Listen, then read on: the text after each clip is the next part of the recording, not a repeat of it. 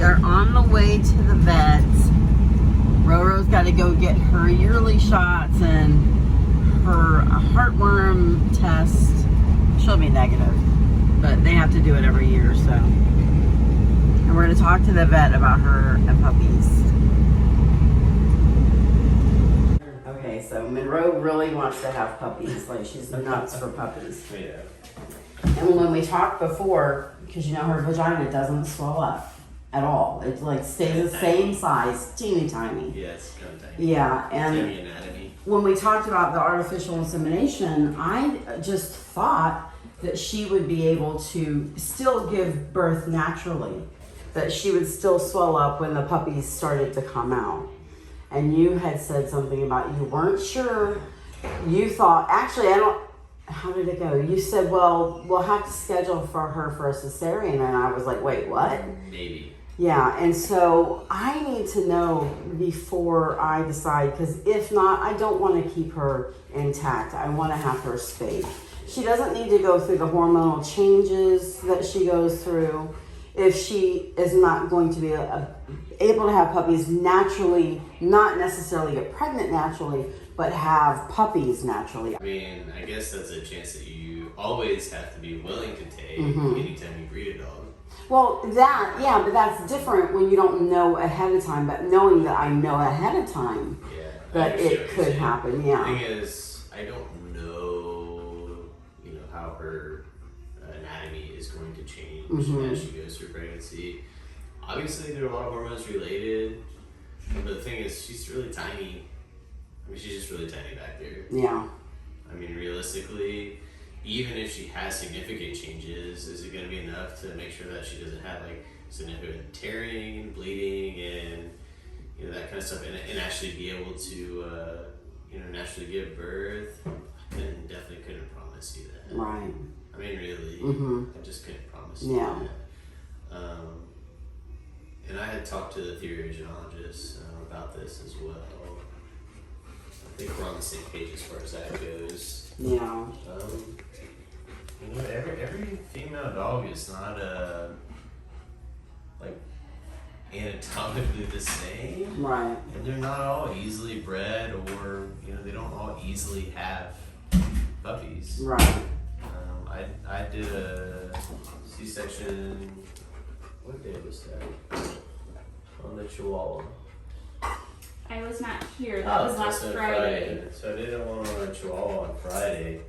That they're heavy raised Chihuahuas, and it was a really pretty good looking dog, and she generally doesn't have problems, even though Chihuahuas are known to have problems because they have big legs and tiny little dogs. Right. But she generally doesn't have problems, but you never know. So it's basically a flip of the coin. Who knows until it happens? Although honestly, I suspect that it's likely that you're not going to see significant enough changes down there for her to really have a very super successful natural delivery. Right. Are there any tests that we can do that would give you a better, what am I trying to say, that will give you better information so that you can know a little bit more? So there's a couple of things to consider. One of the things that I do, especially with first-time moms a lot, is around 43 to 45 days to take an x-ray. Try to get a VD, which means we come on their back and go on through the tummy this way. And we can look at the puppies and look at, for pelvis and determine does it look realistic for this dog to push these puppies through this pelvis, right? And that may give us a good idea. It's not perfect. I've had dogs where I think that was really tight, and sometimes they manage, and then sometimes they don't. But so that's one thing you can do. But the thing is, and the reason why so there's not a way to do that before. No. So here's another consideration. I see a lot of dogs with first pregnancies have less puppies than they may have the second or third pregnancy. Yeah. So you're talking about and I suspect that the Chihuahua I did on Friday probably had such a problem because she had one puppy. Oh yeah, for sure. Yeah, one puppy. Oh yeah, that's all that room. Yeah, they have a lot of room, But if she would have had 3 or 4, it's likely she would have been able to have a successful, normal delivery. Yeah, but, I'm sure. So it's really common for me to see dogs who are, the first time they're bred have 2 puppies, one on either side, or just a couple, maybe a doggy this size, maybe 3 or 4 puppies or something, and then puppies are gigantic, and so that's definitely another consideration. What are the complications if she were to have a cesarean? I mean, is that like something that I should be worried about and say, no, don't do it for sure? Or is it something that the dogs bounce back from We pretty do them all easily? the time. Yeah, so I mean, we do them, gosh, I don't know how many we've done last year. Lots. I know, I keep waiting for you to call me. We see several large breed dog breeders, large breed Borbals that sometimes, like, I think with a couple of his dogs, they just get worn out. I mean, their uterus cannot go anymore. Because one of the dogs last time had 17 puppies. Oh my So word. after like 12, I mean, her uterus was just done. You couldn't get it moving again. And then of course we did ultrasound and checked their heart rates, and they were dropping. And so we went ahead and did a cesarean. But so like we do lots of cesareans here, and in general, there's not tons of complications. Okay. I'm not saying it's not possible. Right. With anything, something's possible. Yeah. And I'll tell you what, there have been some that are. I just think this dog is gonna. There's no way about this. This dog's gonna have issues. When they come in, the dog's been in labor for 2 days, or not for 2 days, but they started labor 2 days ago, and they went out of labor after 12 hours not having a puppy, and we see them 2 days later, and the puppies are all dead. I know. I always say to people, "What are you waiting for?" Yeah, I saw a dog that came in here, and its uterus was green. I opened her up, and I almost threw up. And it was so gross. Yeah, and I thought this dog is gonna die. She's got to be septic. Yeah. And she made it. Oh wow. She pulled through. So there are lots of cases where I think, man, this may be really bad for this dog. But that's for people that usually wait. I spayed her. So the other thing is, if you are considering spaying her after puppies or after cesarean, you may just do it at the time of the cesarean. Yeah. I think it's safer, and this is my opinion. I think it's probably generally everybody's opinion that if you spay them at the time of their cesarean, then they're much less likely to have issues, retain membranes, and all of the different changes that the uterus has to sort of go through with healing and adhesions and all the things that are possible with complications, bleeding, all the things that are possible after you do a cesarean. You can get rid of all that risk by taking the uterus out. Right. Taking the uterus and the ovaries out, there's nothing there to have any issues. So if you're gonna do it, oh yeah, that's way better than just spaying. That makes sense. We'll open them up, do the cesarean, and then once and we're checking puppies out. Right. Once everybody's out, sew it back up, and literally just take it out. Okay. And suture, ligate all the vessels. I actually like that idea. It's not a bad way to go. I think it just decreases the chance for complications. Let's see. Other than that, the only other tricky part is pain management after these surgeries, right? So like in general for cesareans, like unless the puppies are dead or something like that, you gotta be careful what you're giving them, right? Even like the sort of normal pain medications like gabapentin can pass through milk to the puppies. So we try to stay away from barbiturates and even gabapentin. We generally do some NSAIDs for them. We do a splash blog, so with the incision after, and there's a couple ways you can do it, but I generally, after I close the first 2 layers, I just take basically a local numbing solution and just drip it along the incision, so that the incision is not painful when they wake up. Do you have to worry about the puppy's claws on her scar? No, in general they do fine. Yeah. We don't typically have too many problems with the puppies as far as the incision goes.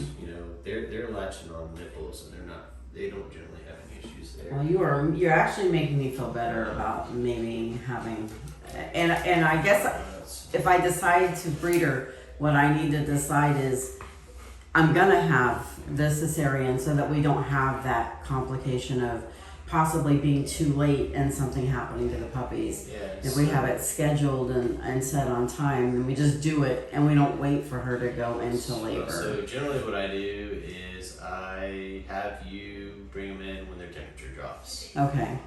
So what I'll have you do is, maybe at like 45, 50 days, start taking their temperature every day. Mm-hmm. I like to do it rectally, because I think it's a lot more Right. accurate. Yeah. You can do it with the ear. I would do it rectally, that'd be fine, yeah. Do rectal temperature, do it every day, maybe twice a day when you start getting really close. But you'll get an idea. So if she's running at like, say 100 degrees or 101 or something like that, which is normal for a dog, and then, maybe you get a little drop and it's 99 for a couple of days, and then her temperature drops quickly, like to 97. Mm-hmm. Then within around 24 hours, and it may be sooner, but that she's getting ready. So most of the time, the way I handle it, because a lot of people don't have progesterones and they don't know exactly when the dog was bred and stuff. So when the dog, we will have that. If we have puppies, we will know when that happens. Yeah, and so we can get a better idea of exactly Right. when we're gonna, and we probably want to talk about that. Try to schedule it so that there's not holidays and all those things. But Right. it all has to fit together. But anyway, so when the temperature drops, then call me and we'll come in here and we'll do it. Let's see. For you guys, I'll just give you my emergency number in case it's like the middle of the night, because it seems like it always is. But Yeah. Courtney, my mom, my sister, a lot of people that will come help us. So we'll get plenty of hands. Stephanie come in, so we'll have plenty of help. I will definitely want to help. I keep waiting for you to call me to come help. It's fun. It's fun, but it stinks for me because I end up with You do all the work and you don't get the puppies. And everybody else gets to wake up. That's all these just not puppies fair. And, they get to see their first breath, and the first time they cry. Aww. And I'm in here, sewing away. Yeah, You're doing the important work though. You're taking care of Mama. But I understand though, because I would feel the same way. It's not as fun. So You're going, could you just stay here and let me watch? Yeah, well, I can do this and generally, listen. So generally what we do is we set up a box, with a bear hugger, which is like an air heating thing, and we line it with really warm blankets, and we keep it right in there in surgery, and then, as things move along, we just keep the puppies there. Yeah. And, that's so cool. yeah, and they do good. I like it. They're umbilical cords. I'm trying to think of what else really. That's it. Now you can expect up to 25% loss with puppies. Mm-hmm. It happens. But that happens even with regular. I had a bulldog that had 12 puppies, and she rolled over on like 3 of them. Oh, I won't have that. She was a no. bowling ball. I used to breed Samoyeds. I lost one puppy my first litter, and that was the runt. I never had another runt again that was small like that, and they had a whelping box with the ledge. So or there you was can no. cover over them and stuff, the better off for me. Mm-hmm. But sometimes you get some loss there. Yeah. I I definitely learned towards the end of Shiloh's pregnancies. From the first time, the end, I remember she didn't eat very much. And I just was like, oh, she's fine. But because they breed those days, and there's days between the last puppy and the first puppy, so I learned to just do whatever I could and make whatever I could to get her to eat. Yeah. And I had her eating up until she had, I cooked liver and rice, and I did hot dogs, bologna if she would eat it, just anything. And I never had another small runt puppy again. Yeah. And that was just why, because they stopped eating towards the end. They don't have any room. Mm-hmm. That You give them some good food, they'll find room. 12 puppies. Yeah. This big around. She could only eat tiny amounts. Wow. So we're feeding her having the owner feed her every hour. She'd eat a little bit because that's all she could keep down. She wanted to rubber. I know. Oh yeah. So and we'll go through all the, it's kind of difficult to sort of pre-plan for every. That's fine. We don't need to. I really just need my mind to be kind of at ease. We can kind of talk about Okay. reasonable, where we're at, what the complications may be, and then how we're planning for those as we do it. And I mean, the more I think about it talking to you, the more I realize that even if she did go into labor naturally, there's no guarantee that she wouldn't have complications. And that now, she would never have a puppy retained, because every time my dog was done with puppies, they went to the vet immediately. So And my generally vet what I do always is- checked, Richard, he always said he checked her to make sure all the puppies were out. So generally what I do is, we'll do the x-ray at, 43 to 45 days. You'll know. Yeah, we can even do it. generally. Oh. Sometimes with these really, really big dogs, sometimes the x-ray machine struggles to get a good picture, or if they got the fluff. 17 puppies in there, it may be that you can't discern. You're not allowed to one have from- that many. They're stacked up in there. Yeah. It's not a 3D image, so sometimes Yeah. there's yes. Definitely not that many. Oh, Oh, there it is. Oh, it's just, that feels so good. She loves that. It's so funny. You're gonna get a bark in a minute. She says, "Don't stop." I'm gonna get a bark. See? Oh, you gonna go see John? She loves it. Yeah, Okay, I well, you think you really have set my mind a whole lot more at ease about Good. even the thought of having a cesarean. Good. I'm glad. Are you getting lovins? Pretty girl. You are. I remember when you were a little baby. There we go. Put my arm under here. There. Have a quick look.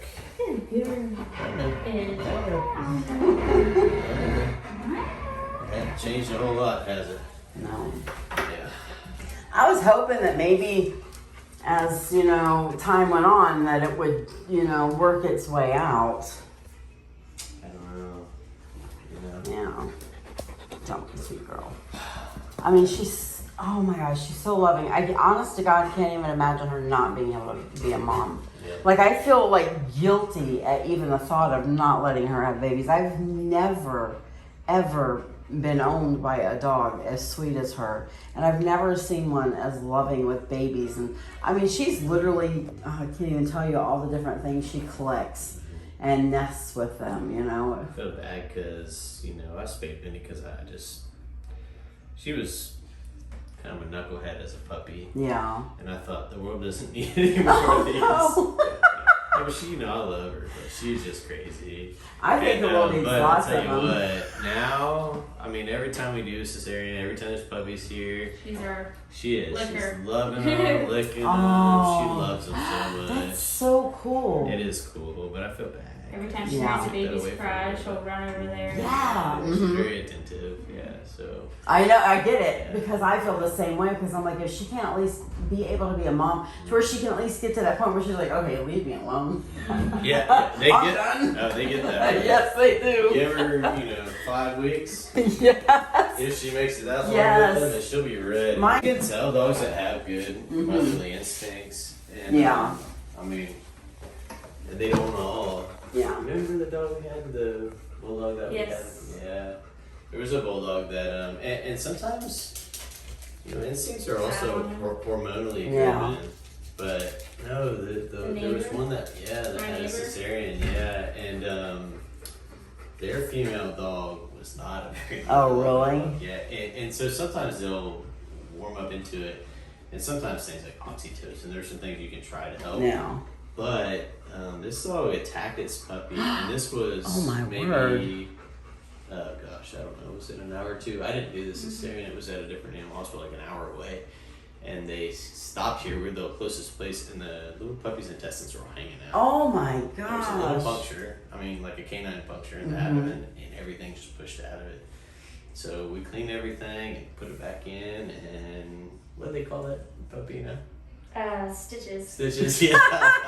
That's cute. Yeah, he made it. He's good. Yeah, he made Wow. it. Yeah, surprise. I can't- Yeah, oh, I've never I figured can't that even- out yet. Do you- now, But, do you okay, think so that here's had to what I do was with gonna tell you about cesarean? that. Some of it, but no, not with this dog, because even after, so most of the time they have a cesarean and their body's a little confused maybe, and they don't know, and so maybe it takes them 12 hours, 24 hours, something like that to really figure it out. Once the puppies start nursing and they start having the changes for the hormones and stuff, then generally they pick up the instincts But this dog, they had to muzzle it and hold it down, like, you know, every 2 hours, and put the puppies on it and nurse, and the whole time, all the way up until they wean the puppies.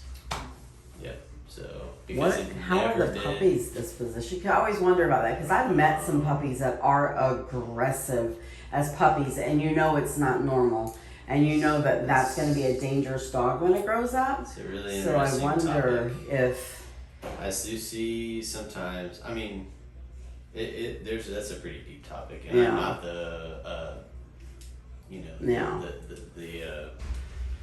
but I can tell you that when I've talked to the therogenologist about motherly instinct specifically, she said that she only will breed a dog if it has motherly instincts, and she's got generations of dogs, and she said that her dogs have such good motherly instincts that the grandparents, the grandmas of the dogs will help the daughters raise puppies. Yeah.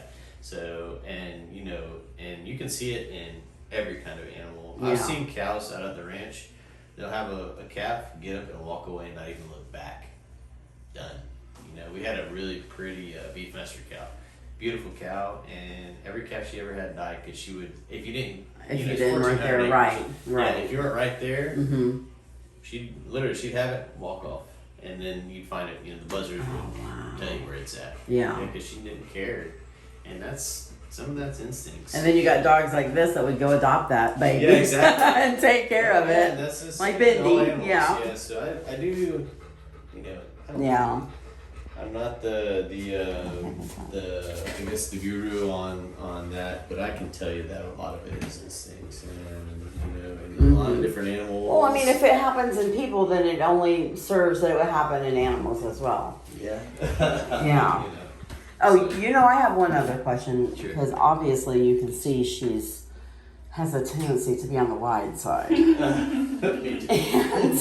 And I know that, like, when I got my other female spayed, she's fluffy. Yeah. She's a wide lobe, but she's fluffy. Yeah, she's got but I do worry about that because I worry already.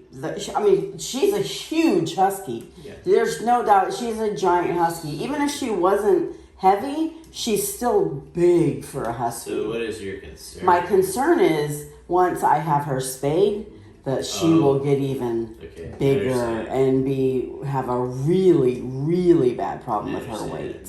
It's definitely, dogs gain some weight after they're spayed. Yeah, after Shiloh got spayed, she made her look skinny. That definitely is a valid concern. It's something that we can, well, for one, we have to kind of address it as it presents itself. But so you can decrease calories. So I normally start out by decreasing 25%. So if you look at the calculations when you're trying to calculate kilocalories for a dog, a spayed dog gets 1 times their daily kilocalories versus an unspayed or unmarried male gets 1.5 or 1.2 or 1.4 times the calories. So they definitely, maybe I need to know that. 25% more calories. You can calculate the amount of kilocalories that you need, like by the book, but you also have to. You went to vet school. This girl did not. Yeah, well, no. But what I'm saying is, no, not even from that. But you can just. It gives you a starting point. Obviously, you're gonna have to increase or decrease the kilocalorie requirements. It's also based off of exercise. So when I was used to, so it's just like the way that we measure the amount of energy in a diet, in a food. Because she is pretty lazy for a husky.